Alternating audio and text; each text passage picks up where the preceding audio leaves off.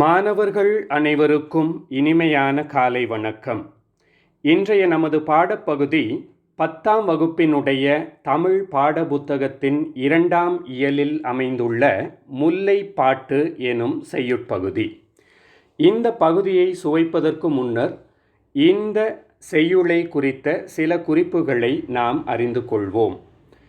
முல்லைப்பாட்டு என்பது 10 பாட்டு இலக்கியங்களுள் அல்லது 10 பாட்டு நூல்களுள் ஒன்றாக வைக்கப்பட்டுள்ளது. சங்க இலக்கியங்களான 8 தொகை 10 பாட்டு, இதை நம்ம கேள்விப்பட்டிருப்போம் இல்லையா? இதில் 10 பாட்டின் கீழ் இது வகைப்படுத்தப்பட்டுள்ளது.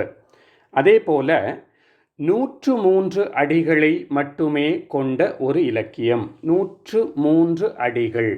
அந்த 103 அடிகள் அப்படின்னும் போதே நமக்கு என்ன தெரியுது அப்படின்னாக்கா, மிக குறைந்த அடிகளை கொண்ட ஒரு இலக்கியம் இது. இதில் உள்ள பாடல்கள் யாவும் ஆசிரியப்பா வகையை சார்ந்தவை. வெண்பா, ஆசிரியப்பா, வஞ்சிப்பா, கலிப்பா படிச்சிருப்போம் இல்லையா? இதில் ஆசிரியப்பா வகையை சார்ந்தது இந்த முல்லைப்பாட்டு. முல்லைப்பாட்டு அது பேர்லேயே இருக்கிற மாதிரி முல்லை நிலத்தை குறித்து, முல்லை நிலத்தில் அமைய பெற்றுள்ள சூழ்நிலைகள் குறித்தும் அங்குள்ள மக்களுக்காகவும் இயற்றப்பட்டது தான் இந்த முல்லைப்பாட்டு. முல்லை என்பது குறிஞ்சி, முல்லை, மருதம், நெய்தல், பாலை கேள்விப்பட்டிருப்போம் இல்லையா? காடுகள் சார்ந்த இடமும் முல்லை நிலம் எனப்படும். அது உங்களுக்கு தெரியும்.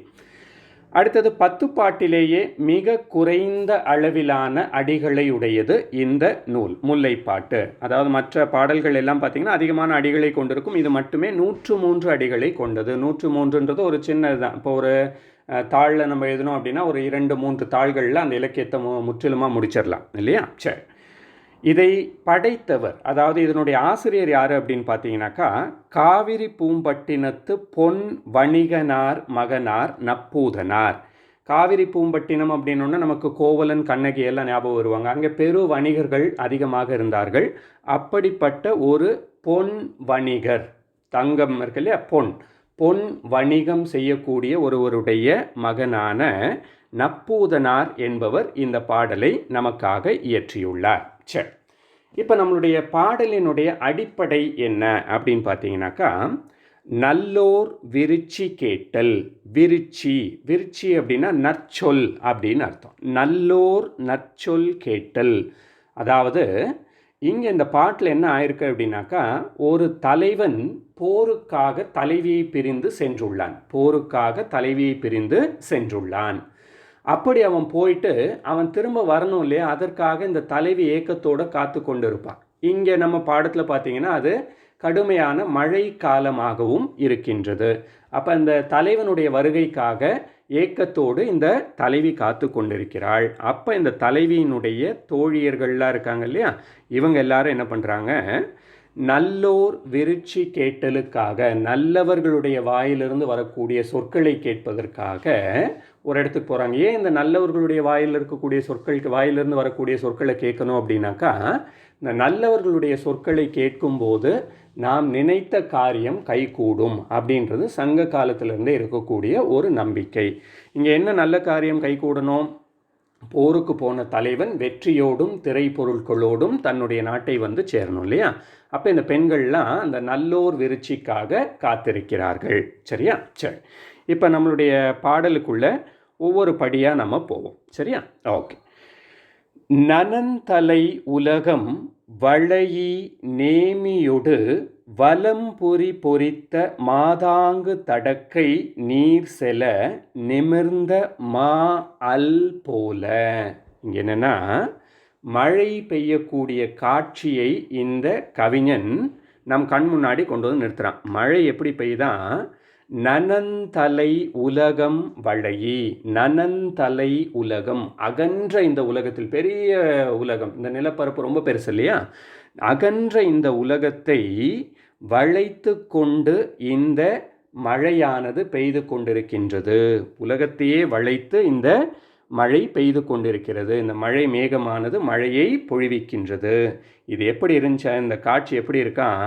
நேமியொடு வலம்புரி பொறித்த மாதாங்கு தடக்கை நிமிர்ந்த மா அல் போல.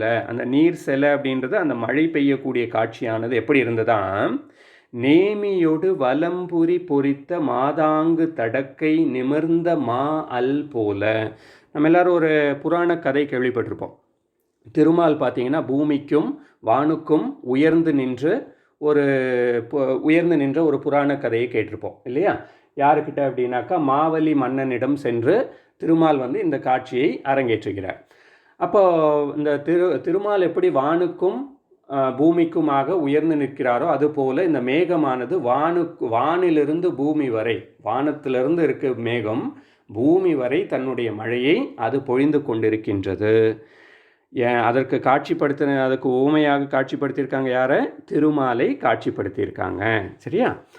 பாடு இமிழ் பனிக்கடல் பருகி வலன் ஏர்பு கோடு கொண்டு எழுந்த கொடுஞ்செலவு எழிலி. பாடு இமிழ் பனிக்கடல், அதாவது பாடு இமிழ் கடலில் பார்த்தீங்கன்னா ஒரு அலையினுடைய சப்தம் கேட்டுக்கிட்டே இருக்கும் இல்லையா? அதை தான் இங்கே பாட்டுன்னு சொல்கிறாங்க. அலைகளை உடைய கடலில் குளிர்ந்த நீரை பருகி, பனிக்கடல் பருகி, இந்த மேகம் என்ன பண்ணுதா, அந்த அலைகளையுடைய கடலிலிருந்து குளிர்ந்த நீரை பருகி வலன் ஏர்பு, வலப்பக்கமாக சூழ்ந்து கோடு கொண்டு எழுந்த கொடுஞ்செலவு எழிலி. கோடுன மலைன்னு அர்த்தம். மலைகளை சூழ்ந்து கொண்டு மிக வேகமாக அழகாக அந்த மழை பெய்கின்றது. கோடு கொண்டு எழுந்த கொடுஞ்செலவு, கொடுஞ்செலவுனா விரைவாக அப்படின்ற அர்த்தம். இந்த மழையானது விரைவாக, அதாவது கடலில் இருக்கக்கூடிய நீரை எல்லாம் பருகி கொண்டு, இவாப்ரேஷன் நம்ம படிச்சிருப்போம் இல்லையா? கடலில் இருக்கக்கூடிய நீரை எல்லாம் பருகி கொண்டு வலப்பக்கமாக உள்ள மலைகளை சூழ்ந்து மிக விரைவாக மழையை அது பொழிவிக்கின்றது. சரியா? பெரும் பெயல் பொழிந்த சிறு புன் மாலை. அந்த சூழ்நிலை, அதாவது அந்த மழை பெய்யக்கூடிய காலமானது எல்லோருக்கும் ஒரு துன்பத்தை தரக்கூடியது. சாதாரணமாக மழை எனும்போது அதை நம்ம ரசிப்போம், அதை ஏற்றுக்கொள்வோம் இல்லையா? இப்போது அன்னைக்கெல்லாம் பார்த்தீங்கன்னாக்கா அந்த குறிப்பிட்ட அந்த பெரும் பொழுதில், அதாவது பெரும் பொழுதெல்லாம் படிச்சிருப்பீங்க 10ஆம் வகுப்பில். இந்த காலத்தில் பார்த்தீங்க அப்படின்னாக்கா மழை ரொம்ப அதிகமாகவே இருக்கு. அது அங்குள்ள மக்களுக்கு ஒரு துன்பத்தை தருகின்றது. பெரும் பெயல் பொழிந்த சிறு புன் மாலை. அந்த துன்பத்தை கொடுக்கக்கூடிய மாலை நேரத்தில் யாருக்கு துன்பத்தை கொடுக்கக்கூடியது? அங்கே இருக்கக்கூடிய மக்களுக்கும் சரி, தலைவிக்கும் சரி. முன்னரே நம்ம சொன்ன மாதிரி அந்த தலைவனுடைய வருகையை எதிர்பார்த்துருக்கா இல்லையா? அப்போ அந்த தலைவியும் துன்பத்தில் அங்கே இருக்கா. அந்த காலகட்டத்தில், அந்த மாலை நேரத்தில் என்ன நடக்குது அப்படின்னாக்கா, அருங்கடி மூதூர் மருங்கில் போகி. அருங்கடி, கடின காவல்னு அர்த்தம். அருங்கடி, மிக அருமையான காவலையுடைய மூதூர், ஊருக்கு அருகில் சென்று. மருங்கில்னா அருகில். யார் போகிறாங்க? இந்த தலைவியினுடைய தோழியர்களும் அந்த தலைவி வாழக்கூடிய ஊரில் இருக்கக்கூடிய முதிர்ந்த பெண்களும். முதிர்ந்த பெண்கள் அப்படின்னா தலைவியை விட வயது அதிகமான பெண்களும் அங்கு செல்கிறார்கள். ஏன் போகிறாங்கன்றது நமக்கு தெரியும். ஏன் போகிறாங்க? அங்கே தெய்வத்திடம் ஒரு பூஜைகளை எல்லாம் செய்து அங்கே ஏதாவது நல்ல சொற்களை அவர்களால் கேட்க முடியுமா அப்படின்ற ஒரு எண்ணத்தோடையே அங்கே போகிறாங்க. சரியா? யாழ் இசை வண்டு ஆர்ப்ப நெல்லொடு நாழி கொண்ட நறு வீ முல்லை அரும்பு அவிழ் அலறி தூய் கை தொழுது பெருமுதிர் பெண்டிர் விரிச்சி நிற்ப. பெருமுதிர் பெண்டிர் விரிச்சி நிற்ப. முதிர்ச்சி அடைந்த பெண்கள். முதிர்ச்சி அப்படின்னாக்கா அறிவிலும் அனுபவங்களிலும் முதிர்ச்சி அடைந்த பெண்கள் விருட்சி கேட்பதற்காக சென்றுள்ளார்கள். அங்கே என்ன நிலை இப்போ அப்படின்னா, யாழ் இசை வண்டு, யாழினுடைய இசையை தரக்கூடிய வண்டு, வண்டினுடைய ரீங்காரம் இருக்கு இல்லையா? இந்த யாழ் இசை தரக்கூடிய வண்டு ஆர்ப்ப, வண்டுகள் அங்கு ஆர்ப்பரிக்கின்றன. நெல்லொடு நாழி கொண்ட, தாங்கள் கொண்டு சென்ற நெல், நாழி இருக்கு இல்லையா? அந்த அரிசியை அளப்பதற்கான படியை அப்போ அன்னைக்கு நாழின்னு சொல்லியிருக்கோம். அந்த நாழியில் இந்த முதிர்ந்த பெண்கள் எல்லாம் என்ன பண்ணியிருக்காங்க? நாழியில் நெல்லை கொண்டு போகிறாங்க. அது மட்டும் இல்லை, நறு வீ முல்லை, நறுமணம் மிக்க முல்லை பூக்கள். நறு வீ, நறுன நறுமணம், வீ என்பது பூக்களை குறிக்கக்கூடிய ஒரு சொல். வீ எனும் சொல் பூவை குறிக்கும். நறுவி முல்லை, நறுமணம் மிக்க முல்லை பூக்களும், அந்த முல்லை பூக்கள் எப்படி இருக்கா, அரும்பு அவிழ், அதனுடைய அரும்புகள் இப்போதான் மலரத் தொடங்குகின்றது. அரும்புனா பட், அந்த அரும்புகள் மலரத் தொடங்குகின்றது. அந்த முல்லை மலர்களையும் இறைவனிடம் தூவுகிறார்கள், இறைவன் மீதோ அல்லது இறைவனிடமோ தூவுகின்றார்கள். தூவி கை தொழுது நிற்கிறார்கள், இறைவனை வணங்கி அந்த பெண்கள் அங்கே நிற்கிறார்கள். சரியா? அடுத்த பகுதி, சிறு தாம்பு கொடுத்த பசலை கன்றின் உரு துயர் அலமரல் நோக்கி ஆய்மகள் நடுங்கு சுவல் அசைத்த கைகள் கைய கொடுங்கோர் கோவலர் பின் நின்று உய்தர இன்னே வருகுவர் தாயர் என்போள் நன்னர் நன்மொழி கேட்டனம். நன்னர் நன்மொழி கேட்டனம், நல்லவர்களுடைய நல்ல சொற்களை கேட்டோம் அப்படின்னு அந்த பெண்கள் சொல்கிறாங்க.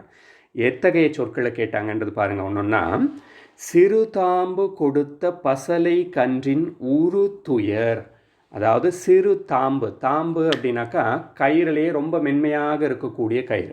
இந்த ஆடு மாடுகளுக்கெல்லாம் அதனுடைய மூக்கணாங்கயிறுலாம் பார்த்துருப்பீங்க இல்லையா? இதில் கன்றுகளுக்கு பார்த்தீங்க அப்படின்னாக்கா ரொம்ப மென்மையான ஒரு கயிறு கட்டியிருப்பாங்க.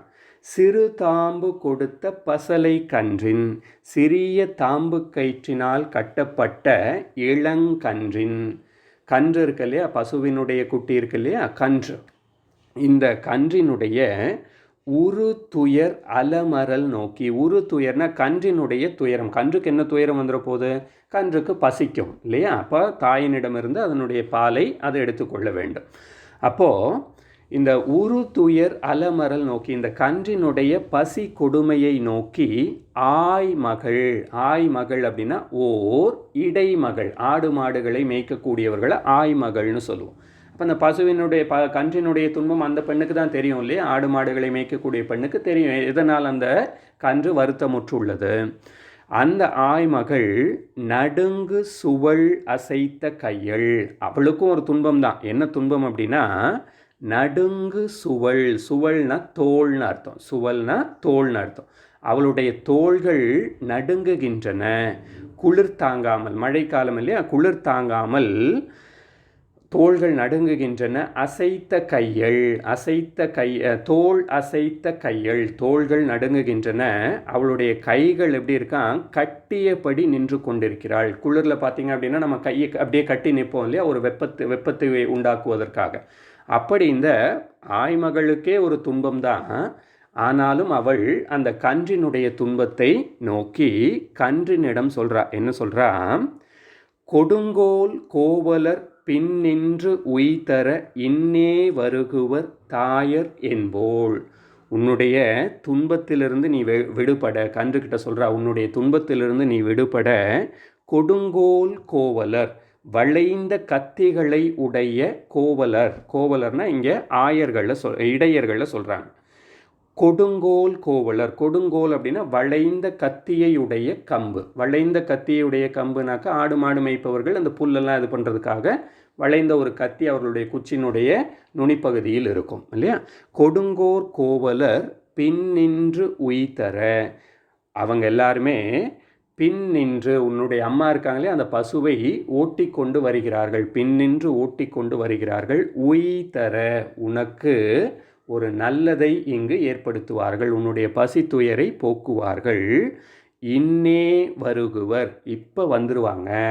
நம்ம ஒரு சிறு குழந்தை அழுகும்போது நம்ம சொல்லுவோம், கவனிச்சிருக்கீங்களா? அழுகாத, அம்மா இப்போ வந்துடுவாங்க, வந்துட்டுருக்காங்க சொல்கிறோம் இல்லையா? அதே போல் அந்த கன்றினிடம் இந்த ஆயர்குல பெண் ஆயர்குல பெண்ணானவள் அல்லது இடைமகள் சொல்கிறா, இப்போது உன்னுடைய தாய் வந்து விடுவாள், அதனால் நீ கஷ்டப்பட வேண்டாம், உன்னுடைய துன்பங்கள் எல்லாம் நீங்கிவிடும். இப்போ நான் முதல்ல சொன்னதோடு இதை ஒப்புமைப்படுத்தி பார்க்கணும். என்ன அப்படின்னாக்கா, இந்த நல்ல சொல்லை இந்த முதிர்ச்சியடைந்த பெண்கள் கேட்டு சென்று தலைவியிடம் சொல்கிறாங்க. என்ன சொல்கிறாங்க? எப்படி அந்த கன்றினுடைய துன்பமானது நீங்கிவிடுமோ, அந்த தாயினுடைய வரவு ஏற்பட்டவுடன் கன்றினுடைய துன்பம் நீங்கிவிடுமோ, அதுபோல உன்னுடைய தலைவனும் மிக விரைவாக சென்ற காரியம், எதுக்கு போருக்கு போயிருக்கான் இல்லையா, போரில் வெற்றி அடைந்து மிகுந்த திரைப்பொருட்களோடு வந்து உன்னை மகிழ்ச்சி அடைய செய்வான் அப்படின்னு சொல்லி இந்த பெண்கள் வந்து சொல்கிறாங்க. சரியா? சரி, இந்த பாடலினுடைய கெஸ்ட், அதாவது சுருக்கமாக சொல்லணும் அப்படின்னாக்கா, தலைவியை பிரிந்த தலைவன் போருக்கு சென்றுள்ளான். போருக்கு சென்ற தலைவன் எப்படா திரும்பி வருவான்னு சொல்லிட்டு தலைவி காத்து கொண்டிருக்கிறாள். அப்போது தலைவியினுடைய ஊரில் உள்ள முதிர்ச்சியடைந்த பெண்கள், முதிர்ந்த பெண்கள் எல்லாருமே என்ன பண்ணுறாங்க, வேறொரு பகுதிக்கு சென்று இறைவனிடம் பூஜைகள் எல்லாம் செய்துவிட்டு அங்கே இருக்கக்கூடிய மக்கள் யாரேனும் நல்ல சொற்களை சொல்கிறார்களா என்று மறைந்திருந்து கேட்டார்கள். அவ்வாறு கேட்கும்போது ஒரு இடை மகள் ஒருத்தி, ஆடு மாடுகளை மேய்க்கக்கூடிய ஒருத்தி, ஒரு கன்றினிடம் இந்த வார்த்தைகளை சொல்கிறா. என்ன வார்த்தைகள்? கவலைப்படாத, உன்னுடைய அம்மா இப்போ வந்துடுவா, வந்தோடனே உன்னுடைய துன்பங்கள் நீங்கிவிடும், நீ அந்த பசுவிடமிருந்து பாலை குடித்தவுடன் உன்னுடைய துன்பங்கள் நீங்கிவிடும் அப்படின்ற ஒரு நல்ல சொல்லை கேட்டு இந்த தலைவியினுடைய தோழியரும் முதிர்ச்சி அடைந்த பெண்களும் வந்து தலைவியிடம் சொல்கிறார்கள். சரியா? நன்றி. மீண்டும் அடுத்த வகுப்பில் சந்திப்போம்.